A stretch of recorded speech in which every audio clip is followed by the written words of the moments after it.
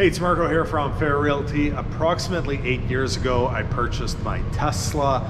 At the same time, developers started offering EV charging upgrades and parking stalls and condo projects such as this one.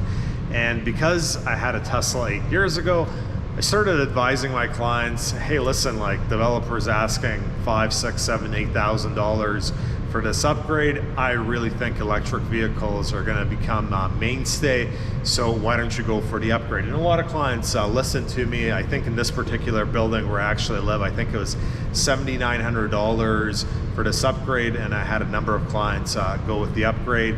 And in this particular building, I think there's like around 200 parking stalls. There's only 13 parking stalls where purchasers paid for the developer installed upgrade.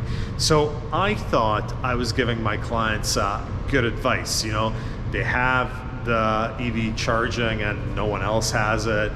The problem now is, because electric vehicles have become so popular, the buildings need to bring in infrastructure, upgrade the electrical rooms, etc., and they need to raise money to do this via special assessment or taking money from the contingency fund.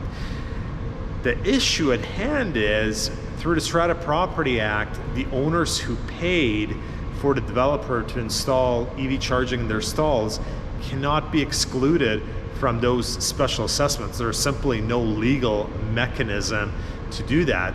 So people who paid for EV charging from the developer are having to now pay for special assessments to get the infrastructure installed for the remainder of the owners who did not pay to have EV charging in their parking spot.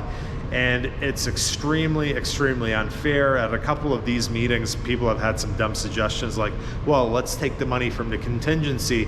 That way those owners that paid for the upgrades from the original developer don't have to do a special assessment. Well, it still punishes them, because if the building has $500,000 in contingency and you take out $300,000 to do EV infrastructure, that means the building now has $200,000 in contingency. It still impacts those owners that already paid for EV charging.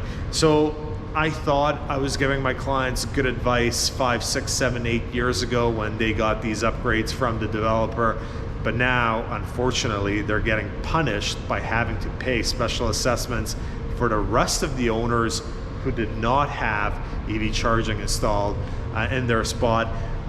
It's a good learning lesson for me going forward. I mean, I think the one thing I take away from this is life is a learning experience, and the more experience you have, the better I can do in serving my clients going forward. That's it for this week. Marco Juras, Fair Realty.